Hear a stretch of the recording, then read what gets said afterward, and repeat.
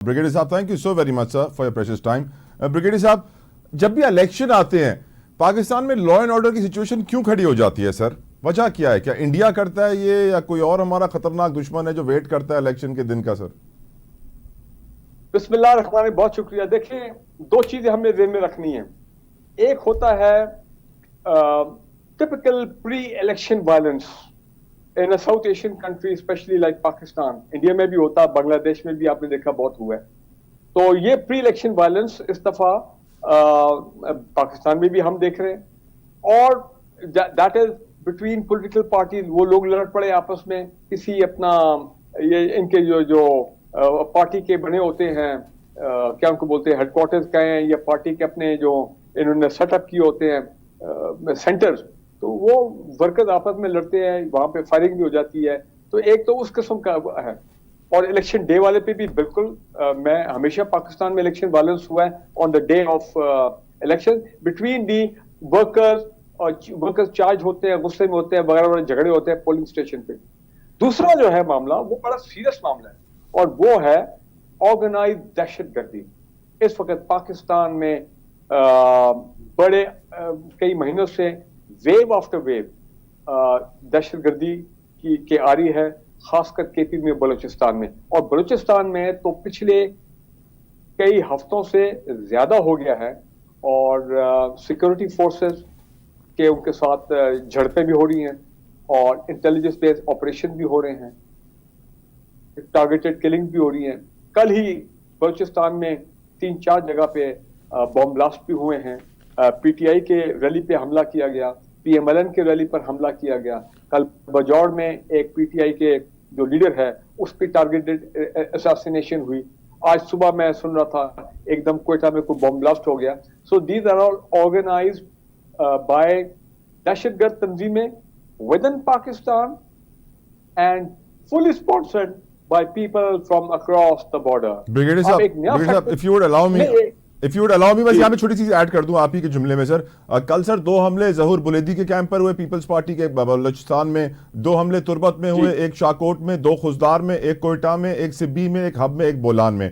आज 2 कोयटा में, एक जाफराबाद में, एक तुर्बत में। तो ये जो नंबर्स इस तरह इंक्रीज हो रहे हैं सर, देखिए उसकी वजह यह है कि जो हम उनको रिटेलिएट करते हैं या हमारे इंटेलिजेंस बेस्ड ऑपरेशन होते हैं, हम उनको प्रीएम्प्ट करते हैं, उनके बंदे मारे जाते हैं। जारी बात है, अभी सोशल मीडिया में सब कुछ देख रहे हैं, तो फिर वो भी रिटेलिएट करते हैं, काउंटर रिटेलिएशन होती है। इस वक्त उनका मकसद ये है कि क्योंकि रियासत पाकिस्तान की जो सिक्योरिटी फोर्सेज है इंक्लूडिंग द मिलिट्री, वो भरपूर उनकी कमिटमेंट है, डिप्लॉयमेंट है फॉर इलेक्शंस, राइट। और 6 तारीख से तो पक्की डिप्लॉयमेंट शुरू हो जाएगी, 6 से 8 तक 270,000 प्लस मिलिट्री पर्सनल। उसके बाद पता नहीं इसी तरह 2-2.5 लाख हमारे पुलिस के लोग होंगे, इंटेलिजेंस के लोग, इंटीग्रेटेड सिविल एजेंसीज वगैरह वगैरह।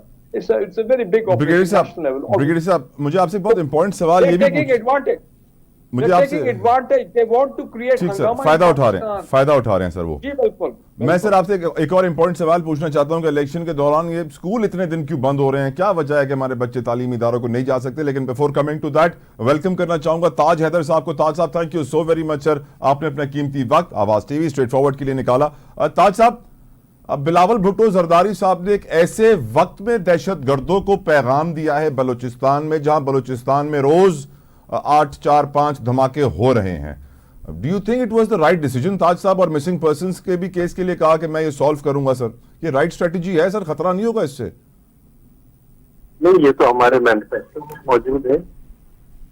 आज शायद चेयरमैन साहब ने तो तशद्दुद को रोकने की बात की है, और ये कहा है कि भाई जो भी तशद्दुद का रास्ता है इख्तियार कर रहे हैं तो उससे उनका कॉज कमजोर होता है। ताज साहब, मैं जुमला पढ़ देता हूं बिलावल साहब का। वो कहते हैं कि साजिशियों को डर है, मैं लापता अफराद का मसला हल कर दूंगा। दहशतगर्द समझते हैं मैं बच्चा हूं और डर जाऊंगा, तो ये उनकी भूल है। हाँ, क्या हो गया कि अगर लापता अफराद का मसला हल हो जाएगा तो इसमें क्या बहुत बड़ा नुकसान हो जाएगा? नहीं सर, बलूचिस्तान के लिए तो एक्चुअली एक बहुत बड़ा मसला है। इसी मसले के ऊपर हम जानते हैं, और इसको प्यार मोहब्बत से हल करना चाहिए। दोनों साइड्स को उन्होंने समझाया है। उनको भी यही कहा है कि भाई आप तशद्दुद का रास्ता इख्तियार ना करें और अपनी जद्दोजहद को कानूनी और सियासी रखें, और उससे आपकी जो मौक़िफ़ है वो मजबूत होगा। जो इदारे हैं उनको भी समझाया है कि ये जो तरीक़ाकार है जोर जबरदस्ती का, ये छोड़ें, प्यार मोहब्बत से इस मसले को हल करें। एक और इसमें बुराई क्या है कि आप नाराज क्यों हैं? सर बहुत अच्छी बात है, लेकिन ये बहुत एम्बिशियस टारगेट्स भी हैं। ये वो काम है जो पाकिस्तान की तारीख में 76 सालों में मैं नहीं समझता कोई कर पाया है, जो बिलावल साहब आज करने की बात कर रहे हैं। सर एक और स्टेटमेंट थी बिलावल साहब की, ताज साहब एक और स्टेटमेंट थी सर, वो कहते हैं एनएफसी अवार्ड के तहत बलूचिस्तान को हुकूक मिलते और आगाज हुकूक बलूचिस्तान के तहत बलूचिस्तान के अवाम को हुकूक मिलते तो आज बलूचिस्तान के हवाले से जितनी साजिशें पक रही हैं सब खत्म हो जाती। सर आखिर ये बलूचिस्तान के लिए इतनी साजिशें क्यों पकती हैं जो पूरे पाकिस्तान के लिए नहीं पकती? सर खजाने वहां हैं। कहां से पकड़ा गया था? मतलब कुछ मुल्क है कि जो बलूचिस्तान को अलग करना चाहते हैं, और ये कि अगर हम वहां पे जो है वो अलगी पसंद अनासर उनको आगे बढ़ा रहे, और इस मसले को प्यार मोहब्बत से समझा बुझा के हल करना चाहिए, और जो बात तय हो जाए उस पर कायम रहना चाहिए। राइट ताज साहब, राइट ब्रिगेडियर साहब, ये जो बलूचिस्तान को पाकिस्तान से अलग करना चाहते हैं सर, अफसोस के साथ सर मुझे बाहर की ताकतों के लिए बिल्कुल बिल्कुल आप बाहर की ताकतों के लिए कह रहे हैं, बिल्कुल बैरूनी ताकतें हैं, बिल्कुल ताज साहब आई गॉट योर पॉइंट। मेरे डॉक्टर को नहीं पकड़ा गया था ना Balochistan, right sir, right sir. वो ब्रिगेडियर रिटायर्ड फारूक साहब भी हमारे साथ हैं, तो उनके ऊपर भी, उनसे भी मैं तज्जिया लेना चाहता हूं इस पॉइंट के ऊपर। सर ब्रिगेडियर साहब, इस बात में तो कोई शक नहीं कि जितने माइंस एंड मिनरल्स बलूचिस्तान में है पूरे पाकिस्तान में कहीं नहीं होंगे, तो जो खजाने हैं वो भी एक नेक्स्ट लेवल है, रेकोडिक है, साहिल है, दो मुल्कों का ईरान अफगानिस्तान का बॉर्डर है। अब बलूचिस्तान अलग करने की जब बातें होती हैं ब्रिगेडियर साहब, तो दिल तो रोता है कि अल्लाह ना करे, अल्लाह ना करे, लेकिन तारीख में लिखा है कि हम पहले भी टूट चुके हैं। सर देखिए, पहले अब मुझे जरा 2 मिनट दें, मैं एक इंपॉर्टेंट बात करना चाहता हूँ। Sir please. मोहतरम ताज साहब भी ऑनलाइन है, lot of respect for him. यार भाई कमाल हो गया। मैंने अभी थोड़ी देर पहले एक टीवी पे एक प्रोग्राम में भी कहा है कि मेरी नजर में इस इलेक्शन कैंपेन का man of the match is Bilawal Bhutto Zardari. भाई you have to give him credit. The young man is energetic, he is bold, he is dynamic, he is proved that he has the political acumen, he has had the correct। आज की तकरीर सुनने के बाद आप कह रहे हैं आज जिस तरह उन्होंने दहशतगर्दों को ललकारा? No, वो उसमें भी मैं आता हूँ। I am following him for the last 2 months very, very closely. I am a political observer for since 1960. ZA Bhutto शहीद जो है, जब वो आते थे 1968 की डेमोक्रेटिक मूवमेंट में, तो मैं एज ए कॉलेज बॉय मैं भागता था उनके ट्रक के साथ साथ। देखें तो what I am trying to say, Bilawal ने बहुत जबरदस्त कैंपेनिंग कर रहे हैं, और right from interior Sindh to Kohistan, दीव चित्राल वगैरह बलूचिस्तान, वो जाके बोल्डली ड्रेस कर रहे हैं और अपनी पॉलिटिकल उनके ग्रूमिंग वो शो कर रहे हैं कि ही नाउ इज पॉलिटिकली मैच्योर। अब कोई शक नहीं है। नंबर 2 ये है कि जनाब देखें, पीपल्स पार्टी की ये रवायत रही है, ट्रेडिशन रही है कि दे लॉस्ट ZAB शहीद in a judicial murder. I am sure अब चले रिवर्स हो जाएगा सुप्रीम कोर्ट के, लेकिन बंदा चला गया। नंबर 2 ये है कि बेनजीर भुट्टो, हिज मदर, यही इलेक्शन कैंपेन के दिन थे, इलेक्शन में 10-15 दिन रह गए थे 27 दिसंबर 2009 को, और वो शहीद 2007 को, और वो शहीद हो गई अपना एक टेररिस्ट स्ट्राइक में इन लियाकतबाद। और फिर जब पीपल्स पार्टी गवर्नमेंट में आई है, मुझे याद अच्छी तरह, पीपल्स पार्टी उस वक्त भी इन्होंने कहा था हम इन दहशतगर्दों को नहीं छोड़ेंगे। उस पर इख्तलाफ हो सकता है कि फिर वो पाकिस्तान की सरजमीन से या अफगानिस्तान से अमेरिकन की 350 ड्रोन स्ट्राइक्स हुई, ठीक है ना जी, ऑन दोज वो तमाम दहशतगर्दी के जो अड्डे थे वगैरह वगैरह, this side of the border और that side of the border. But my point is कि ये इनका है एक ट्रेडिशनल माइंडसेट है कि ये दहशतगर्दी के खिलाफ है। पीपल्स पार्टी का एक माइंडसेट है, और वही बिलावल ने डेमोन्स्ट्रेट किया बलूचिस्तान में जाके। उन्होंने जो आगाज हकूक के बलूचिस्तान की बात की है, बाई गॉड, जो नवाब अकबर बुख्ती की डेथ के बाद मुझे याद है हम रोते थे, लोग रोते थे कि बलूचिस्तान में क्या हो गया है, इतने हालात खराब हो गए हैं। लेकिन उस वक्त जरदारी साहब, बड़ा इख्तलाफ होता है मुझे उनकी सियासत से, लेकिन इनकी गवर्नमेंट ने आगाज हकूक के बलूचिस्तान पैकेज किया ताकि उनके जख्मों पर मरहम रखी जाए। That was the beginning.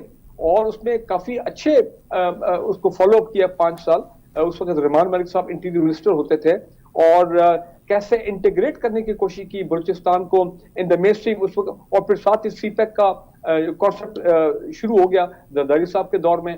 तो ये इसलिए वो उन्होंने बिल्कुल सही एड्रेस किया। ये इश्यू है मिसिंग पर्सन वाला, ये इश्यू है winning back the hearts and mind of the people of Balochistan. आपका वोट मुझे लग रहा है सर बिलावल भुट्टो को ही जा रहा है।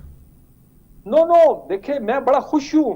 आई am glad when we have somebody who is young, who is dynamic. एक नया चेहरा आया जो कि मैं आपको बता रहा हूं, आप जो मर्जी कर लें, ठीक है। अभी इस दफा तो ये कह रहे हैं कि it will be a PMLN lead government होगी, PDM2 टाइप चीज, लेकिन मैं देख रहा हूं कि आने वाले दौर में आई सी Bilawal Bhutto, Zardari coming to the office, going to the office of the Prime Minister. You can't rule it out, ये होगा, because People Party revive हो रही है, जो मुझे बहुत खुशी होती है। As a national level party, उन्होंने इसको फिर फेडरल पार्टी बना रहे हैं, हर सूबे में जा रहे हैं, एड्रेस कर रहे हैं, and he is communicating beautifully with the youth, और मैं देख रहा हूँ कि वो अट्रैक्ट हो रहे हैं इनकी तरफ। So my point is this, कि बलूचिस्तान के हवाले से पीपल पार्टी के has always been positive, और इस वक्त दुश्मन क्या चाहते हैं, सीपैक को खत्म करो, सीपैक को डिस्टर्ब किया जाए। Gwadar is the gift of God, ये जो गिफ्ट है पाकिस्तान से छीना जाए, बलूचिस्तान से छीना जाए, और वहां पे एक्सटर्नल फोर्सेस आए। ये जितने दहशतगर्द ग्रुप है, ये they're all funded supported by either दो दहशतगर्द group in on the soil of Iran or from Afghanistan. आपको पता है, इसमें तो कोई शक वाली बात नहीं है, वो तो सब चीजें सामने आ गई। ये तो अब होना ये चाहिए कि बलूचिस्तान के अवाम, मुझे उनकी हुब्बुल वतनी पे कोई शक नहीं है, वो खड़े हो जाएं। पाकिस्तान और पॉलिटिकल पार्टीज अब ये जब पावर में आती हैं 8 फरवरी के बाद, ये अपना रोल अदा करें इन नेशनल इंटीग्रेशन। बलूचिस्तान में आपको पता 40 से 50 हजार फौजी है, because of that Akbar Bugti साहब की डेथ के बाद जो इतने फेडरल गवर्नमेंट ने मेजर्स लिए, हर गवर्नमेंट ने बड़ा काम किया, इसमें कोई शक नहीं है। चाहे पीपल पार्टी हो, उसके बाद PMLN हो, बाद PTI हो, इन्होंने बलूचिस्तान के हकूक के लिए काम किया।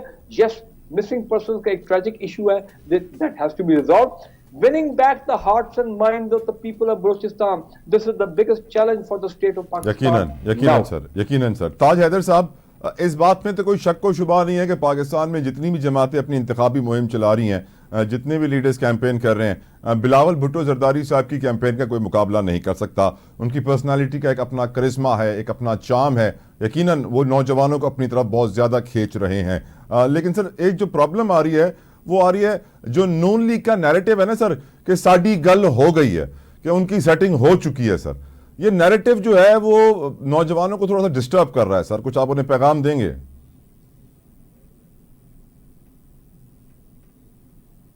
आई थिंक ताज हैदर साहब की लाइन ड्रॉप हो गई है, will connect to him again. बात जो के है ताज साहब हैं जी सर, प्लीज कंटिन्यू। वो इसलिए कि उस बात के पीछे कमिटमेंट होता है, एक सच्चाई होती है, और ये होता है कि ये बात जो कही जा रही है पूरी नेक नियति से कही जा रही है। तो अगर दूसरों में ये बात हो, ये बात है कि इस वक्त पाकिस्तान में वो सबसे मैच्योर सियासतदान है और वो मामला को बहुत अच्छी तरह समझते हैं, लेकिन ये कि उसमें भी बड़ी बात ये है कि उनका जो कमिटमेंट है वो जिस वक्त वो बात करते हैं तो वो जाहिर होता है कि ये जो नौजवान है ये सच बोल रहा है और ये वाकई जो कुछ कह रहा है करना चाहता है। और दूसरों के कॉल ऑफ फेल में बहुत बड़ा फर्क आ जाता है कि इस वक्त वो एक बात कह रहे हैं, कल तो दूसरी बात कहेंगे, परसों तीसरी बात करेंगे। ये उनका पुराना रिकॉर्ड है। तो वो उस पुरानी सियासत को अगर करते इस नई सोच को अपनाएं कि हाँ भाई अब बहुत हो गई, बहुत हमने मुसीबत देख ली और अब इसको ठीक करना है और हम इसके लिए नियति से बोलना है। आपका इख्तलाफ हो बिल्कुल, और इख्तलाफ तो मतलब भी है, लेकिन जहाँ उसमें जाती मफाद या पार्टी का मफाद शामिल हो जाता है तो वो बहुत मख्ती होती है और उसके नताइज खतरनाक होते हैं। ये चीज समझने की है और जाहिर है कि चेयरमैन बिलावल जो है वो पाकिस्तान के सबसे मैच्योर सियासतदान है और उनका तजिया जो है वो बहुत हद तक तो वो सही होता है और जो हल वो तजवीज़ करते हैं वो बहुत मुनासिब हल होता है। राइट ताज साहब। ब्रिगेडियर साहब, एक चीज से मेरा दिल आज टूटा तो हमें मालूम पड़ता है कि एक दिन इलेक्शन है सर और स्कूलों की छुट्टियां हो जाएंगी सर पूरा हफ्ता। अब इस्लामाबाद में 3 तक 11 फरवरी सारे स्कूल बंद रहेंगे, तालीमी इदारे सारे बंद रहेंगे। सर ये इलेक्शन है या कोई अब जंग की तैयारी सर? नहीं, देखें, state of Pakistan, government of Pakistan जो ऐसे फैसले कर रही है मैं उनकी तायद करता हूं। उसकी वजह यह है कि एबनॉर्मल हालात में ये इलेक्शंस हो रहे हैं और हमारे चिल्ड्रन, हमारे बच्चे, they are very dear to us, उनकी जानें they are very dear to us. दूसरी बात यह है we don't want to expose them कि खुदा न खास्ता स्कूल खुले हो, बच्चे जा रहे हो, कोई दहशतगर्दी का हमला हो जाए, तो we have to keep them safe. Number 2, ये काफी जो स्कूल हैं प्राइवेट सेक्टर के खासकर और सॉरी गवर्नमेंट सेक्टर के स्कूल जो खासकर हैं, वो तो आपको पता है वहां पे पोलिंग स्टेशन बन रहे हैं जो हम सुनते रहते हैं। माजी में भी हम देखते रहे, चाहे स्कूल हो, हाई स्कूल हो, कोई कहीं कॉलेज हो वगैरह, वहां पे पोलिंग स्टेशन होते हैं। तो ऐसे वक्त के ऊपर, और आपको पता है ये नहीं कि सिर्फ पोलिंग स्टाफ 8 तारीख को आके बैठ जाएंगे, नहीं, वो कम से कम 2-3 दिन पहले आके बैठेंगे। उन्होंने अपने आप ऑर्गेनाइज करना है, अपने सिस्टम को, अपने प्रोसीजर्स को, अपने तमाम इक्विपमेंट को। तो लिहाजा इस नेशनल लेवल ओकेजन पे बिल्कुल ये बनता है आप 3-4 दिन के लिए, वैसे भी 5 तारीख छुट्टी है कश्मीर डे, आप